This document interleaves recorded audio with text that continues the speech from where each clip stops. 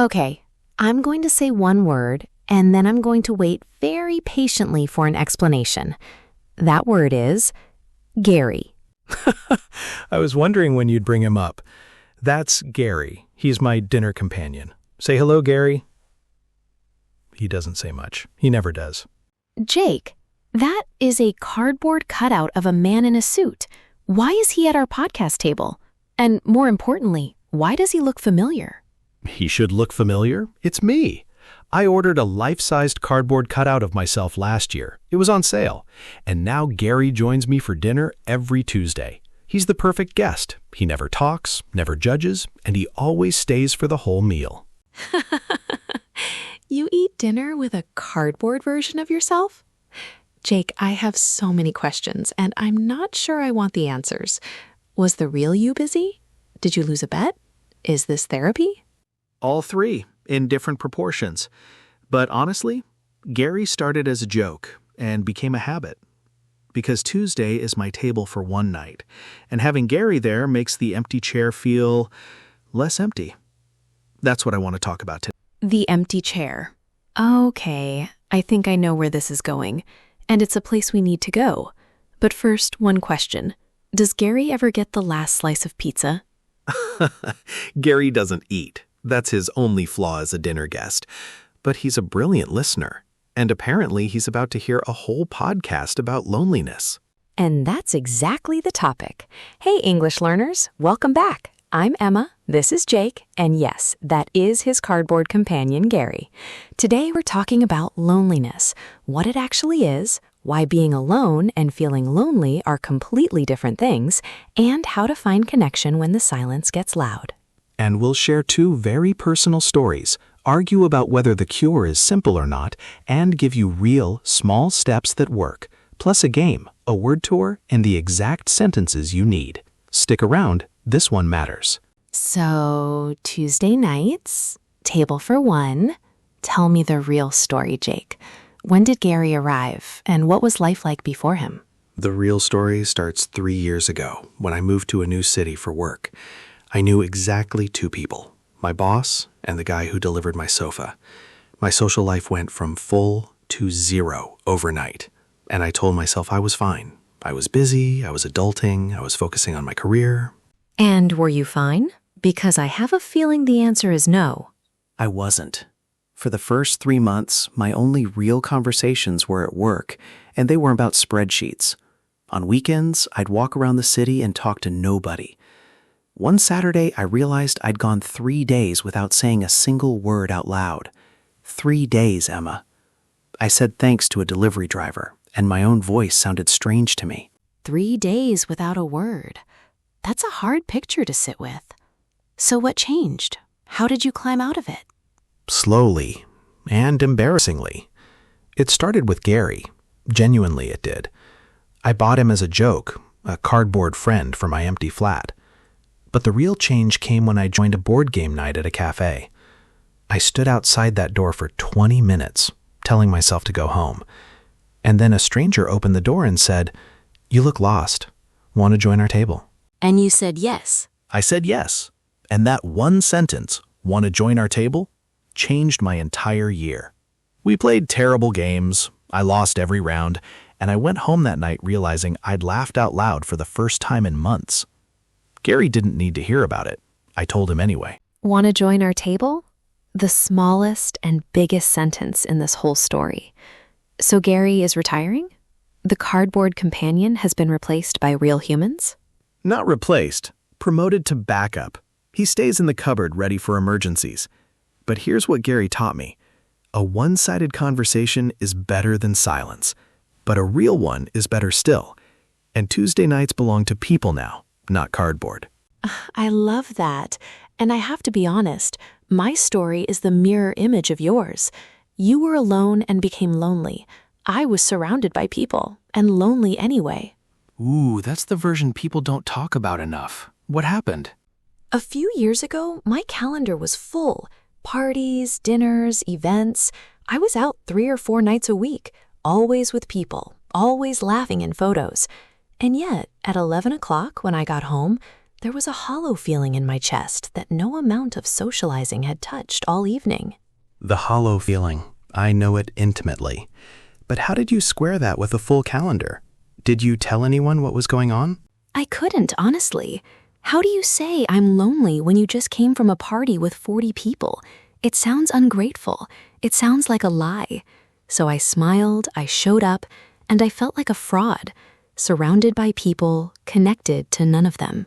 And that's the cruelest form of the feeling, loneliness in a crowd. Because at least when you're physically alone, the feeling makes sense. When you're surrounded by people and still feel it, you start to think something's wrong with you. Exactly. And what broke it for me wasn't another party. It was one phone call. A friend, an old one from university, called me out of nowhere on a Tuesday night. We talked for an hour about nothing important. And after I hung up, I realized that was the first real conversation I'd had in weeks. Everything else had been performance. Everything else had been performance. That's the sentence. So what did you change? I stopped counting social events and started counting real conversations. I made one rule, one phone call a week to someone who actually knows me. Not a text, not a like, a voice call. That one ritual didn't fix everything, but it meant that when the hollow feeling came, I had a shelf of real voices to reach for. And the hollow feeling, did it go away? No. And I think that's the honest part we need to say out loud. It didn't go away, and it doesn't fully go away. It got smaller, it comes less often, but some part of it is still there, and I've stopped treating that as a failure.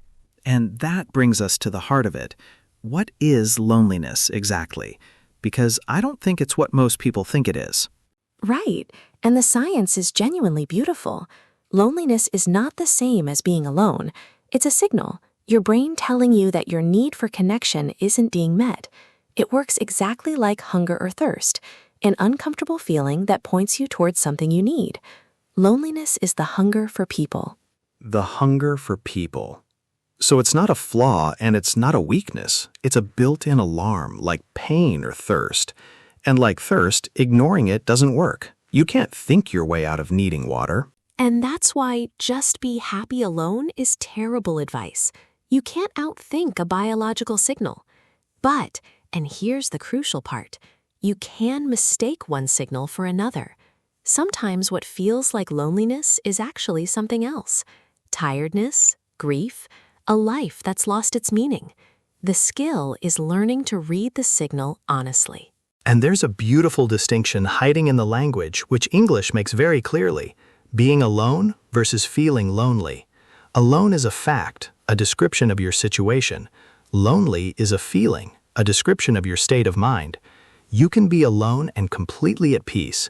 You can be in a stadium of 60,000 people and feel utterly lonely. And that's why the idioms are so useful. English has a whole shelf of them for this feeling. Let's open it, but explain them like a friend, not a textbook. Deal. To feel left out. To feel excluded from a group, like everyone has a secret you're not part of. To be on your own, simply to be without company, which can be fine or sad depending on the moment. And to drift apart, to slowly lose touch with people you used to be close to. That's the quiet one. It happens without anyone noticing. And my favorites, to feel out of place, like you don't belong in the room. Everyone else fits and you don't. And a shoulder to cry on. Someone who listens and comforts you when you're sad. The idiom itself is an image of connection, which is exactly what loneliness is missing. And the flip side, the language of connection. To strike up a conversation, to start talking with a stranger, to hit it off, to get along instantly, and to keep in touch, to stay connected over time. The cure for loneliness is built from exactly these small verbs. Okay, and now I want to push back on something you said earlier, Jake. You said the cure starts with joining a board game night, and I think that advice, however well meant, is harder than it sounds. Go on, I can take it. When you're deep in the lonely place, just join a club can feel like telling a depressed person to smile. It's true, and it's useless. The first step out is the hardest step of all, and if someone's struggling just to get out of bed, a board game night might as well be a mountain. That's fair, and you're right that the advice gets thrown around too easily. But let me push back on the pushback. What's the alternative? Waiting until you feel ready? Because you never feel ready. I stood outside that cafe for 20 minutes. The fear was real, but the door only opens if you move toward it. Okay, so we agree on the direction. We disagree on the size of the first step. My version, the first step should be embarrassingly small.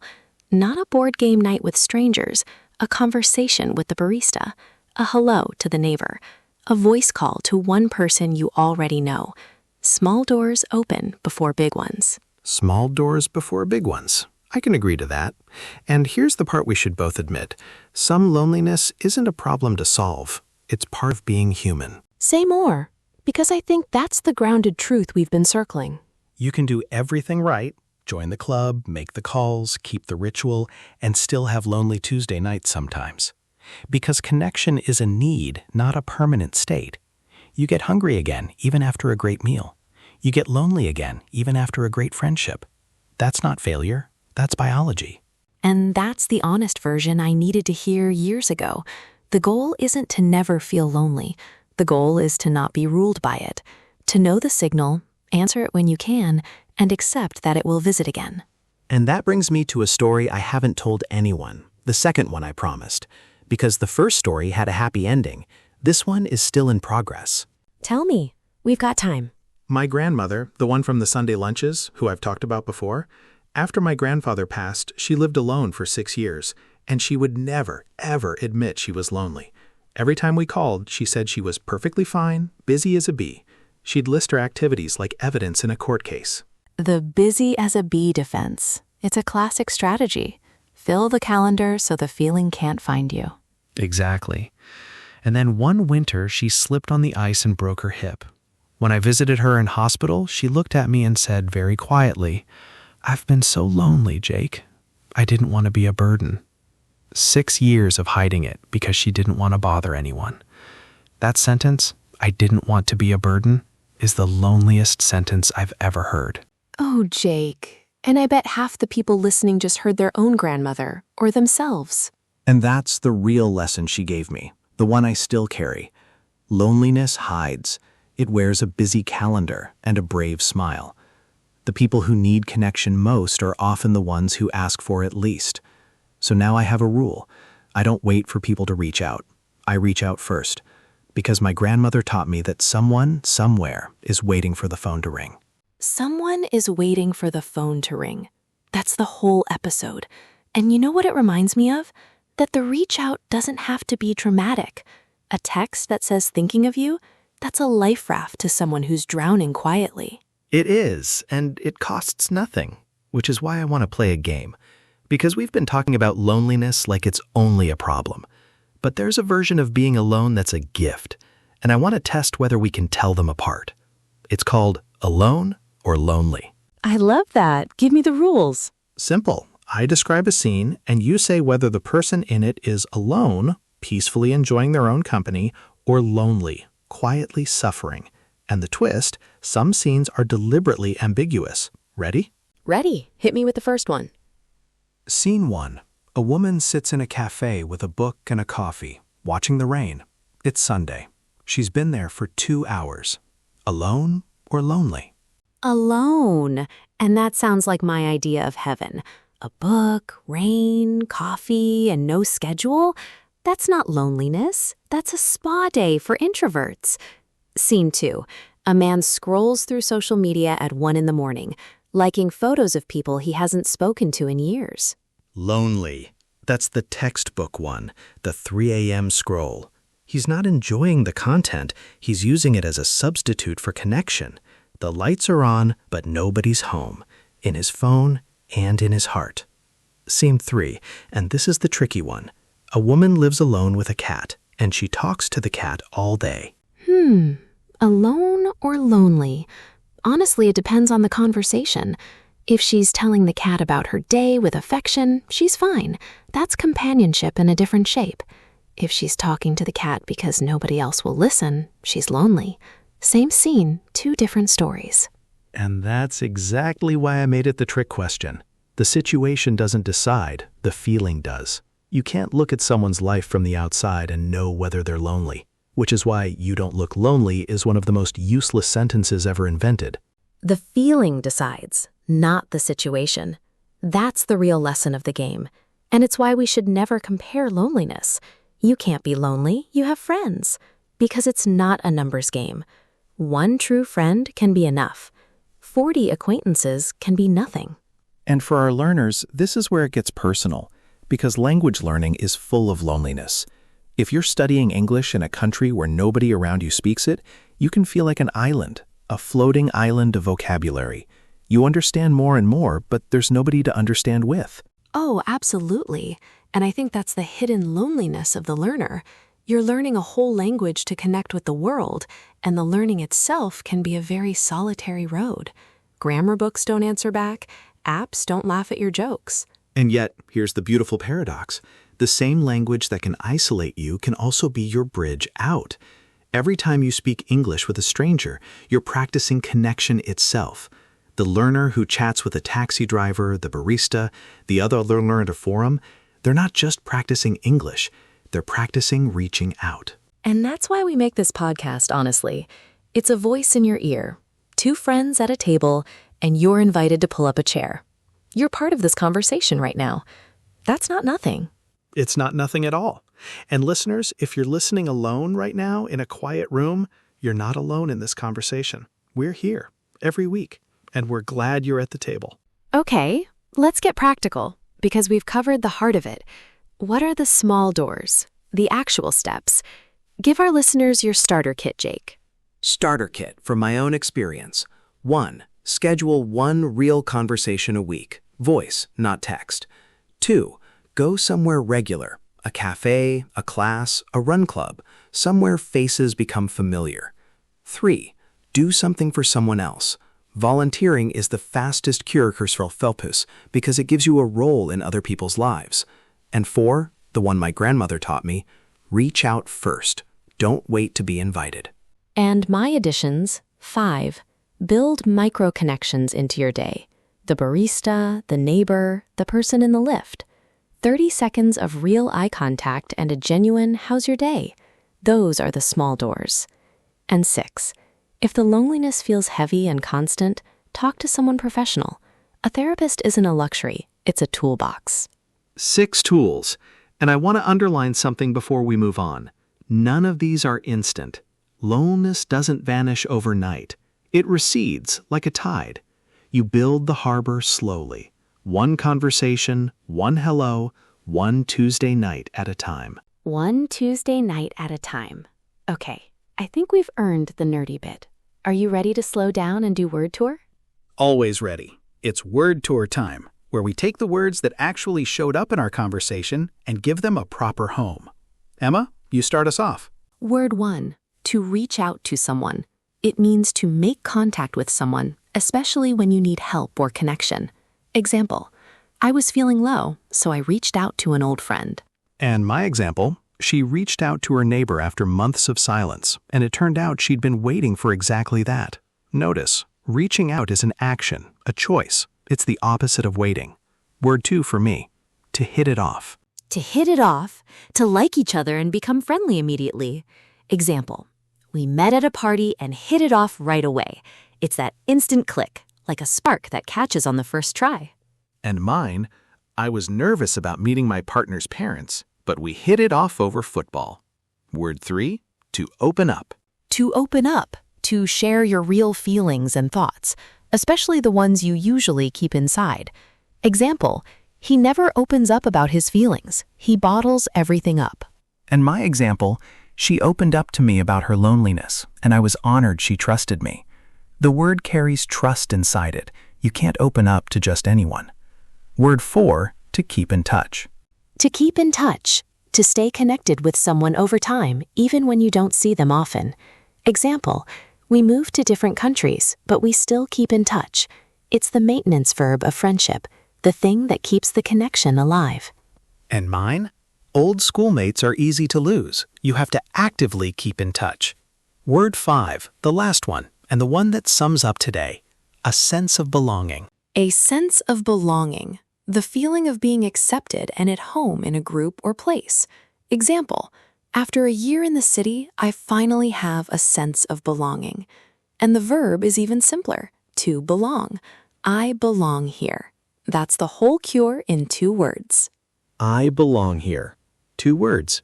And that closes the tour, unless you want to go straight into say it better, which I know you do. I do. Say it better. Plain sentences get the upgrade they deserve. First, I want to talk to someone about how I feel. That's honest, and it's already brave. But say it better. I need to reach out to someone. Why? Reach out is the natural phrasal verb for exactly this moment, and need sounds stronger than want, which it is. Second, we became friends very fast. Fine, but flat. Say it better, we hit it off right away. It's vivid, you can see the spark, and it's exactly what native speakers say about instant friendships. Third, he doesn't talk about his feelings. He doesn't talk about his feelings. Clear, but clinical. Say it better. He never opens up. Open up is the warm, human way to say it. It pictures the door that's usually closed. Fourth, we still talk sometimes. We still talk sometimes. Fine, but a little vague. Say it better, we still keep in touch. It sounds intentional, like a connection you maintain on purpose, not just an occasional accident. Fifth and last, I feel comfortable in this group. I feel comfortable in this group. Nice, but general. Say it better. I finally feel like I belong. Belong is the deepest word for connection. It's not comfort, it's home. 5 sentences, 5 upgrades, and suddenly the language of connection is yours. And that's the perfect bridge to the closing, because we promised each other we'd say what we're taking with us. Jake, you first. I'm taking someone is waiting for the phone to ring, from my grandmother and now from me. This week I'm making the call I've been putting off, and I'm taking Gary out of retirement one last time for a goodbye dinner. It's time he went back to the cupboard for good. Thank you everyone for being with us today. Yes, and bye everyone.